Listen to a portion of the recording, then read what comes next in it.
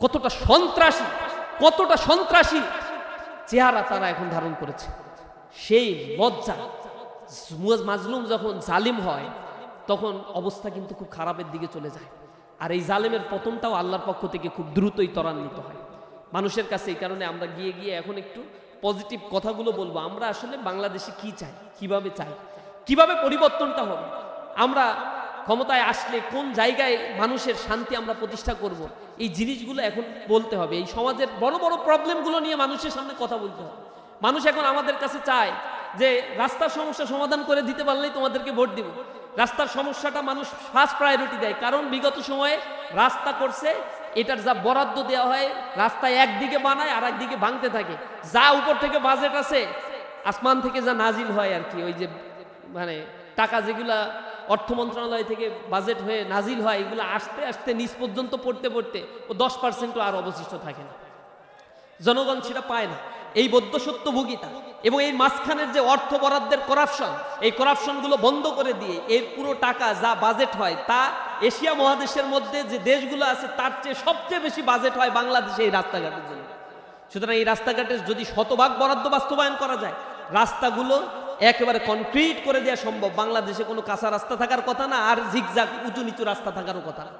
জনগণের প্রবলেম হচ্ছে হেলথ সেক্টরে প্রবলেম। মানুষ স্বাস্থ্য খাতে যে পরিমাণ অবহেলা আর দুর্নীতির শিকার হয়, 70% মানুষ টিআইবির রিপোর্ট অনুযায়ী তাদের কাছে বলেছে যে আমরা সরকারি হাসপাতালে সেবা নিতে গিয়ে দুর্নীতির শিকার হয়েছি, করাপশনের শিকার হয়েছি, টাকা ঘুষ দিয়ে আমাদেরকে সেবা নিতে হয়েছে।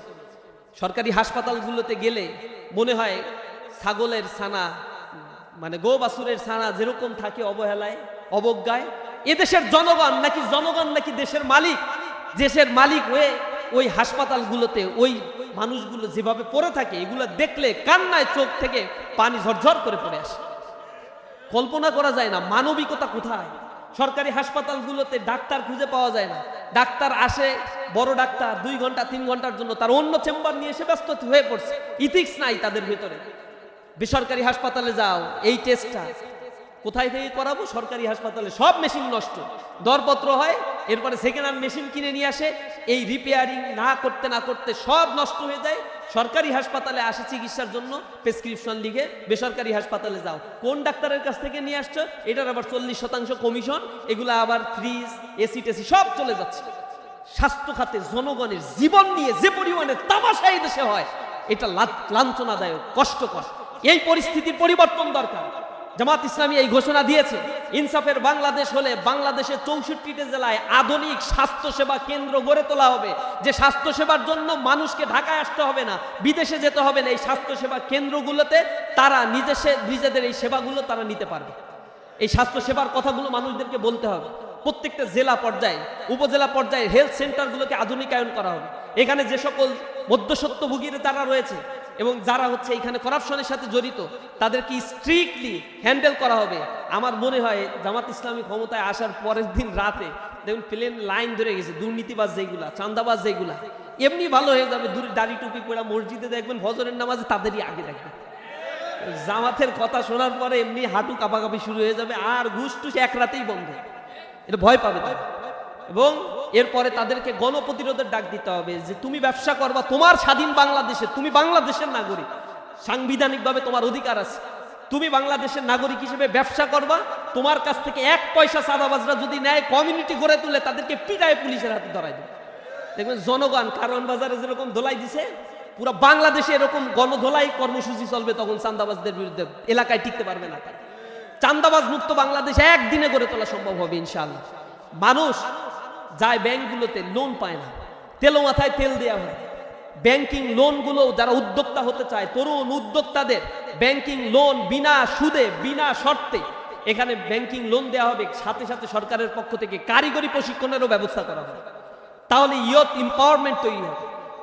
শিক্ষা ব্যবস্থা হযবরল অবস্থা, কারিগরি শিক্ষায় যুব শ্রেণীকে যদি শিক্ষিত করা যায়, তাহলে 6,20,00,000 মানুষ যে পভার্টির সীমার নিচে বসবাস করছে, আর 30% মানুষ এখন বাংলাদেশে চরম দারিদ্র সীমার নিচে বসবাস করছে।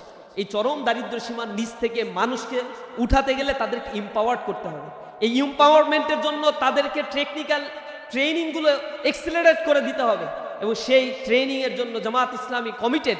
আমিরে জামাত বলেছে তাদের ইশতেহারে এটা ঘোষণা দেবে যে এই ট্রেনিং ইনস্টিটিউটগুলোকে শতভাগ ফাংশনাল করা হবে, দক্ষ ট্রেনার এখানে নিয়োগ দেওয়া হবে এবং ট্রেনিংয়ের জন্য যত প্রকার ইকুইপমেন্ট দরকার তার জন্য ইয়ত মিনিস্ট্রিতে যা বরাদ্দ দেওয়া দরকার এলজিআরডি থেকে মানে ইয়ত মিনিস্ট্রি থেকে সেই বরাদ্দগুলো শতভাগ নিশ্চিত করা হবে, এম্পাওয়ারমেন্ট করা হবে, ইউনিভার্সিটিগুলোকে টেকনিক্যাল হাব তৈরি করে ফেলা হবে, কারিগরি শিক্ষা এবং ল্যাঙ্গুয়েজ শিক্ষা দিয়ে পৃথিবীর বিভিন্ন দেশে যাতে কর্মসংস্থান সৃষ্টি হয়, সে কর্মসংস্থান সৃষ্টির জন্য সরকারি তদারকি থাকবে। বিদেশে যারা যেতে চায় তাদের মধ্যস্বত্বভোগিতার কারণে লক্ষ লক্ষ টাকা অপব্যয় হয়, এরপরে আবার টাকা দিয়ে দালালরা এই টাকাগুলো মেরে দিয়ে চলে যাচ্ছে, পাঠাচ্ছে আনইফিশিয়েন্ট স্কিল লেবারগুলো, সেখানে গিয়ে তারা সাপ্রেসড হচ্ছে, তাদের ভিসা জটিলতা হচ্ছে, পাসপোর্টে প্রবলেম তৈরি হচ্ছে। এই সমস্যাগুলো হবে একেবারে অন টু ওয়ান, অনলাইনের মাধ্যমে আবেদন করবে, কোনো মাঝখান থেকে কোনো মধ্যস্বত্বভোগী বা দালাল থাকতে পারবে না। এখান থেকে আবেদন করবে, দক্ষতা বাইরার মাধ্যমে প্রশিক্ষণ নিবে, প্রশিক্ষণ অনুযায়ী দক্ষতা অনুযায়ী এজেন্সিগুলো বিদেশ থেকে আসবে, এসে তারা ক্রাইটেরিয়া অনুযায়ী টেস্ট নেবে, টেস্ট নিয়ে যে কয়জন নেয়ার সে কয়জন নিয়ে চলে যাবে। আমরা তো সরকারকে বলি জামাত ইসলামী যদি সরকার গঠন করে ইনশাআল্লাহ করবে, তখন এই বিদেশে যে শ্রমিকগুলো যাবে, এই ডায়াসপোরারা আমার অর্থনীতি যেহেতু টিকিয়ে রাখছে, এই ডায়াসপোরাদেরকে সর্বোচ্চ অনার এবং সম্মান দিতে হবে, কারণ আমার দেশের অর্থনীতি টোটালি রেমিটেন্সের উপরেই টিকে আছে। সুতরাং এই রেমিটেন্সটা ডাবল ফিগার করা 1 বছরের ব্যবধানে সম্ভব। এ কারণে যারা বিদেশে যাচ্ছে তাদের বিদেশে যাওয়াটা স্মুথ করে দিতে হবে, ট্রেনিং দিতে হবে এবং তাদের ওইখানে যথাযথ সম্মান এম্বাসিগুলোর মাধ্যমে এম্বাসিকে শতভাগ অ্যাক্টিভ করে ফেলতে হবে, জনগণকে যেন পূর্ণ সিকিউরিটি এম্বাসিগুলো বিদেশে দিতে পারে সেই নিশ্চয়তাগুলো দিতে হবে। এই জায়গাগুলোতে আমরা যখন মানুষের কাছে শিক্ষা, স্বাস্থ্য, দুর্নীতির বিরুদ্ধে আমাদের অবস্থান, এই universal education system, technical education system সবার জন্য, ইন্ডাস্ট্রিগুলো যাতে গ্রো আপ করে সেজন্য তাদের সুব্যবস্থাপনা, বিদেশ থেকে যারা ইনভেস্ট করতে চায় তাদের জন্য যখন ওপেন এক্সেসগুলো করে দেওয়া হবে, এই দেশের অর্থনীতির গ্রোথগুলো সাইমালটেনিয়াসলি একেবারে ড্রামেটিক্যালি বৃদ্ধি পাবে ইনশাআল্লাহ। তাহলে জনগণের মধ্যে ইনকাম ডিসপারশন কমবে, জনগণ তার অধিকার ফিরে পাবে।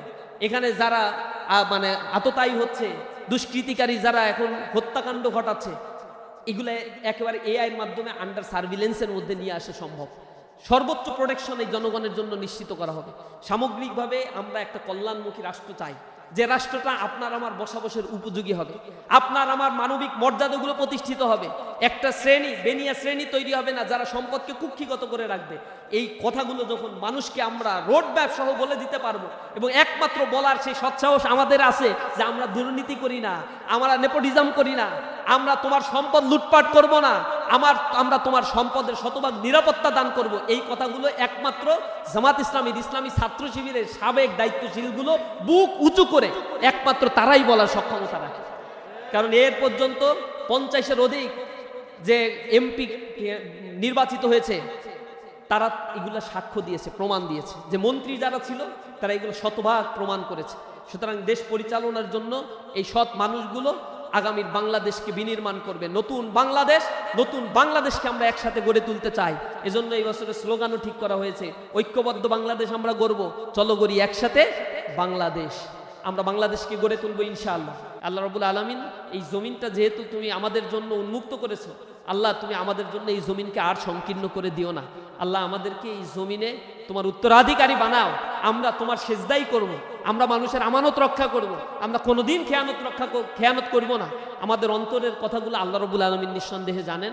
আমরা সেই বিজাতি সুদূরের কাছে রাতের বেলায় মোনাজাত করে চোখের পানি ফেলে দোয়া করলে আল্লাহ নিঃসন্দেহে আমাদেরকে ফেরত দিবেন না। আর যতটুকু সম্ভব নফল রোজা রেখে নফল ইবাদত করেও আমরা আল্লাহর কাছে কান্নাকাটি করব, কারণ তুতিল মুলকা মাংতাশা, তিনি যাকে ইচ্ছা তাকেই ক্ষমতা দেন। অত ইজ্জু মাংতাশা, যাকে ইচ্ছা তাকে ইজ্জত সম্মান তিনি দান করেন। অত জিল্লু মাংতাশা, আর জিল্লতির জীবন যাকে ইচ্ছা তাকে দান করেন। বিয়াদিকাল খায়র, তার কাছেই তো সকল কল্যাণ নিহিত।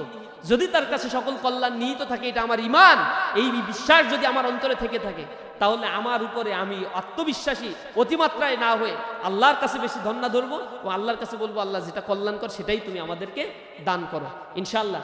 আল্লাহ রাব্বুল আলামিন এই জমিনে আমাদেরকে, যে জমিনে আমাদের শহীদ নেতৃবৃন্দের রক্ত ঝরেছে, এই জমিনে মতিউর রহমান নিজামীর রক্ত ঝরেছে, আলী হাসান মোহাম্মদ মুজাহিদের রক্ত ঝরেছে, কামারুজ্জামান আল্লামা দেলাওয়ার হোসাইন সাইদিকে তারা কারাগারে আটকে রেখেছিল, তারা শেষ করে দিতে চেয়েছিল এই জমিনে আমাদেরকে, কিন্তু তারা পারে নাই। ইনশাআল্লাহ আল্লাহ রাব্বুল আলামিন আমাদেরকে তার এই জমিনের উত্তরাধিকারী বানাবেন। আমরা সেই আশাবাদ ব্যক্ত করি, আল্লাহর কাছে সেই দোয়া করি।